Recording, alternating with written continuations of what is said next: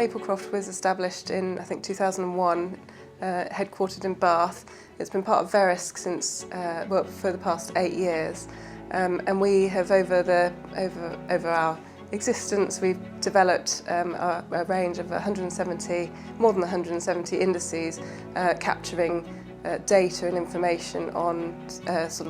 all kinds of business critical issues, right across the spectrum of political, geopolitical, environmental, social, governance and climate risks.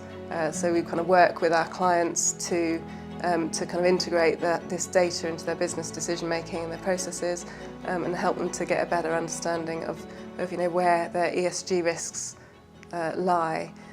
We capture data from on a geospatial lens, so really kind of builds a holistic picture of ESG risks and political risks and climate risks from the ground up. So it really helps investors and companies to understand where their exposures and where their risks are, and of course where the opportunities are as well.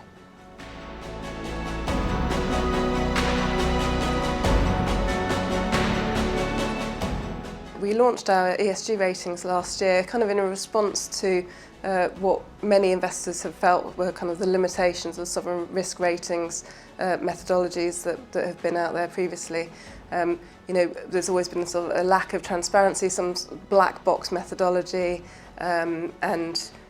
data limitations in terms of lack of coverage, and particularly in emerging markets, and also like a real preponderance of a focus on governance risks, without so much of a focus on environmental or social risks. So we've developed our index, our ratings methodology, which incorporates 36 Maplecroft indices across 9 different E, S and G dimensions, to really develop a much more kind of holistic and sort of material focus for investors.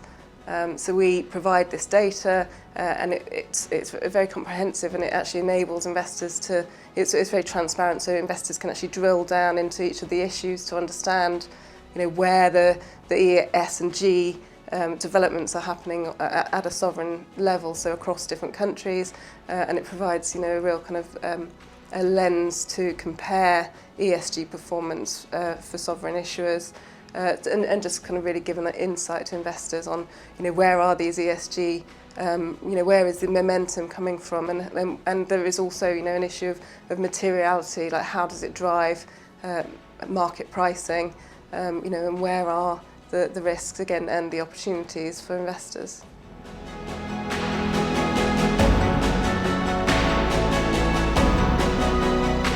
Well, I think these sorts of events are really important in terms of, obviously there's a huge knowledge sharing, there's so much information that is being imparted from the stage, which I think is obviously very, very useful. But for me, the most important thing about events like this is the connections that you make, understanding, getting to know people, making allies, helping to exchange ideas and sort of support each other, and work. There's a career element to it. You can develop kind of career pathways that might not have previously been possible, but also it's that sense of forming a network to help to drive forwards your ESG, your net zero ambitions, and to